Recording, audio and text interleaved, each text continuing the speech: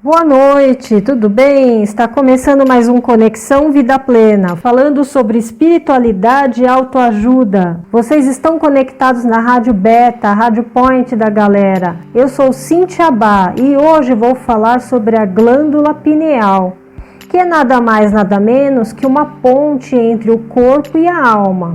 Frequentemente, a glândula pineal surge como centro de nosso relacionamento com outras dimensões e tem sido assim nas mais variadas correntes religiosas e místicas há milhares de anos. O mistério não é recente. Há mais de 2.000 anos, a glândula pineal ou epífise é tida como a sede da alma. Para os praticantes de yoga, a pineal é o Ajna Chakra, ou terceiro olho, que leva ao autoconhecimento. O filósofo e matemático francês René Descartes, em carta a Mersenne de 1640, afirma que existiria no cérebro uma glândula que seria o local onde a alma se fixaria mais intensamente.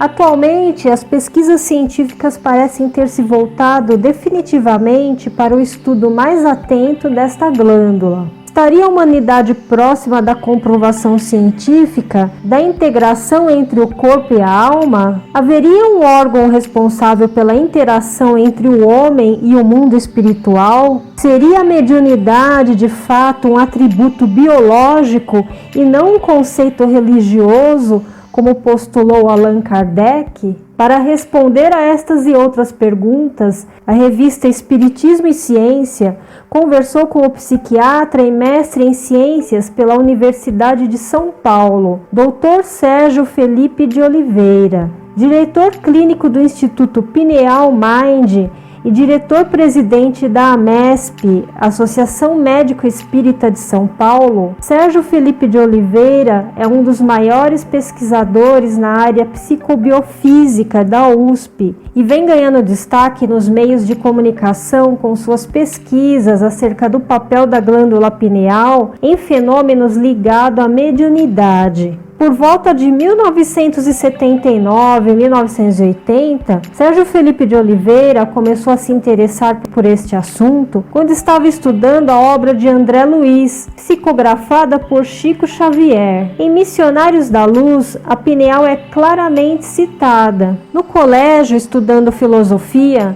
ficou impressionado com a obra de Descartes, que dizia que a alma se ligava ao corpo pela pineal. Quando entrou na faculdade, correu atrás dessas questões do espiritual, da alma e de como isso se integra no corpo. A pineal está localizada no meio do cérebro, na altura dos olhos. Ela é um órgão cronobiológico, um relógio interno. Como ela faz isso? Captando as radiações do Sol e da Lua. A pineal obedece aos chamados Zeitbergers, os elementos externos que regem as noções do tempo. Por exemplo, o Sol é um Zeitberger que influencia a pineal, regendo o ciclo de sono e de vigília, quando esta glândula secreta o hormônio melatonina. Isso dá ao organismo a referência de horário. Existe também o Zeitberg interno, que são os genes, trazendo o perfil de ritmo regular de cada pessoa. Agora, o tempo é uma região do espaço. A dimensão espaço-tempo é a quarta dimensão. Então, a glândula que te dá a noção de tempo está em contato com a quarta dimensão. Faz sentido perguntarmos: será que a partir da quarta dimensão já existe vida espiritual? Nós vivemos em 3 dimensões e nos relacionamos com a quarta através do tempo. A pineal é a única estrutura do corpo que transpõe essa dimensão, que é capaz de captar informações que estão além dessa nossa dimensão. A afirmação de Descartes, do ponto em que a alma se liga ao corpo, tem uma lógica até na questão física, que é esta glândula que lida com a outra dimensão. E isso é um fato. Todos os animais têm essa glândula. Ela os orienta nos processos migratórios, pois ela sintoniza o campo magnético. Nos animais, a glândula pineal tem fotorreceptores iguais aos presentes na retina dos olhos, porque a origem biológica da pineal é a mesma dos olhos. É um terceiro olho, literalmente. Eu acredito que a pineal evoluiu de um órgão fotorreceptor para um órgão neuroendócrino. A pineal não explica integralmente o fenômeno mediúnico, como simplesmente os olhos não explicam a visão. Você pode ter os olhos perfeitos, mas não ter a área cerebral que interprete aquela imagem. É como um computador, você pode ter todos os programas em ordem, mas se a tela não funciona, você não vê nada. A pineal, no que diz respeito à mediunidade, capta o campo eletromagnético, impregnado de informações, como se fosse um telefone celular. Mas tudo isso tem que ser interpretado em áreas cerebrais, como por exemplo o córtex frontal. Um papagaio tem a pineal, mas não vai receber um espírito, porque ele não tem uma área no cérebro que lhe permite fazer um julgamento. A mediunidade está ligada a uma questão de senso-percepção. Então a ela não basta a existência da glândula pineal, mas sim todo o cone que vai até o córtex frontal, que é onde você faz a crítica daquilo que absorve.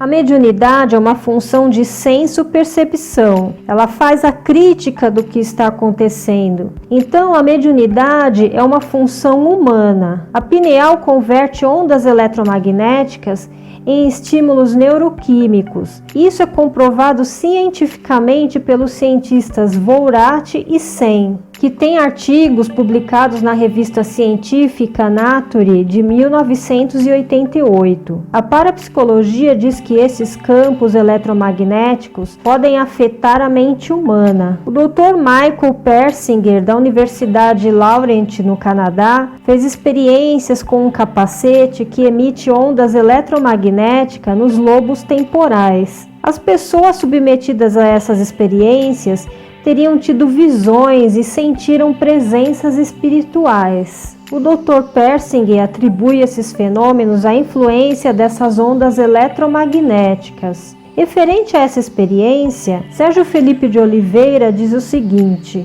o espiritual age pelo campo eletromagnético. Então dizer que este campo interfere no cérebro não contraria a hipótese de uma influência espiritual, porque se há uma interferência espiritual, esta se dá justamente pelo campo eletromagnético. Quando se fala do espiritual em Deus, a interferência acontece na natureza, pelas leis da própria natureza. Se o campo magnético interfere no cérebro, a espiritualidade interfere no cérebro pelo campo magnético. Uma coisa não anula a outra, pelo contrário, se complementam. E ele disse ainda: a mediunidade é um atributo biológico. Acredito que acontece pelo funcionamento da pineal, que capta o campo eletromagnético, através do qual a espiritualidade interfere. Não só no espiritismo, mas em qualquer expressão de religiosidade, se ativa a mediunidade, que é uma ligação com o mundo espiritual. Um hindu, um católico, um judeu ou um protestante que estiver fazendo uma prece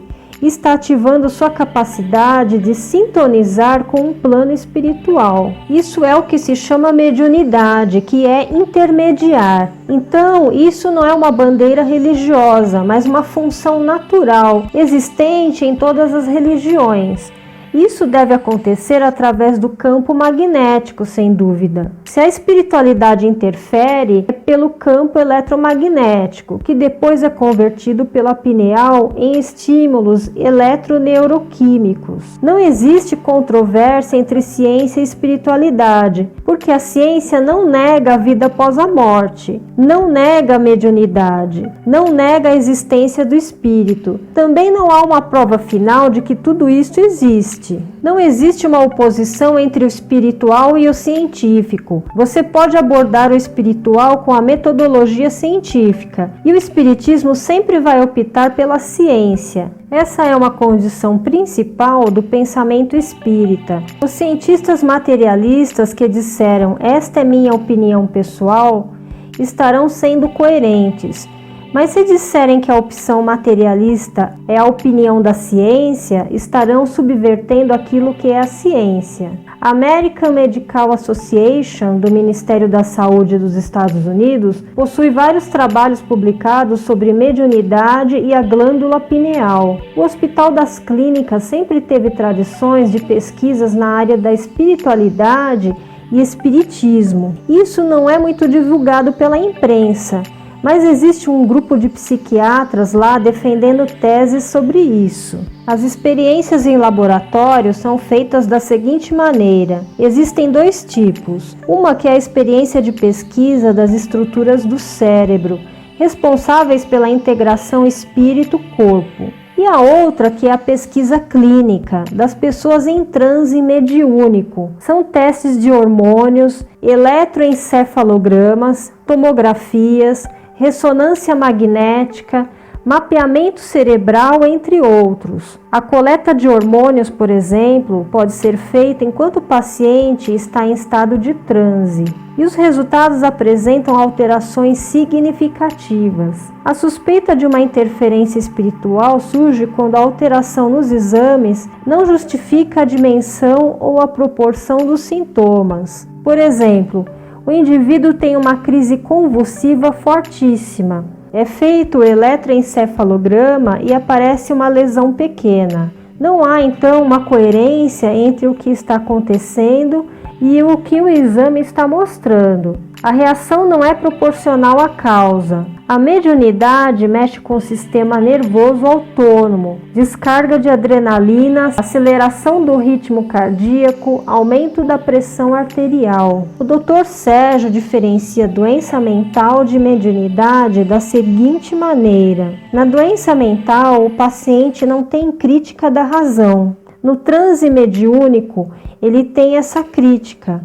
Quando o médium diz que incorporou tal entidade espiritual, mas que ele, médium, continua sendo determinada pessoa, ele usou a crítica, julgou racionalmente o que aconteceu. Agora, e o indivíduo que diz ser Napoleão Bonaparte? Aí ele perdeu a crítica da razão.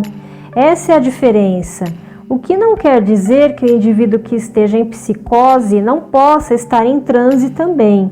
A mediunidade se instala no indivíduo são ou pode dar uma dimensão muito maior a uma doença. A mediunidade sempre vai dar um efeito superlativo. Se a pessoa alimenta bons sentimentos, ela cresce. Se ela tem uma doença, pode ficar fora de controle.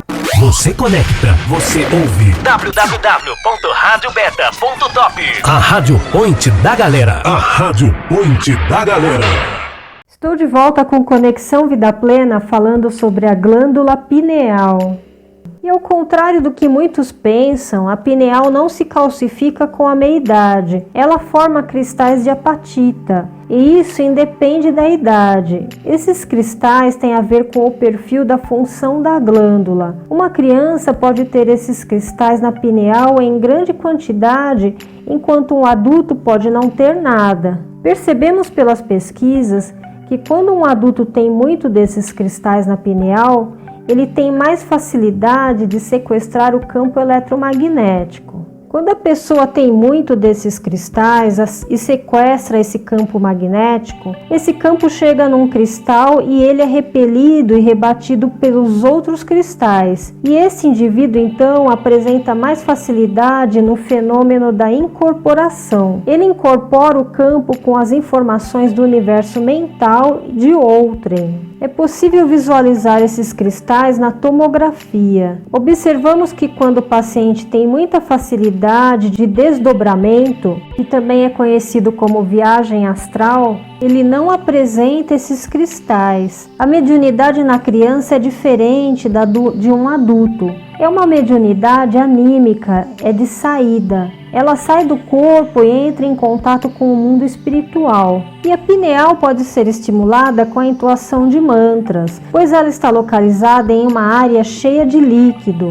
Talvez o som desses mantras faça vibrar o líquido, provocando alguma reação na glândula. Os cristais também recebem influências de vibração. Deve vibrar o líquido e a glândula, alterando o metabolismo. Então, esta crença sobre a entoação de mantras tem uma lógica. Então é isso, pessoal, e o Conexão Vida Plena vai ficando por aqui, mas eu volto na semana que vem com mais um assunto sobre espiritualidade e autoajuda. Um grande abraço, namastê!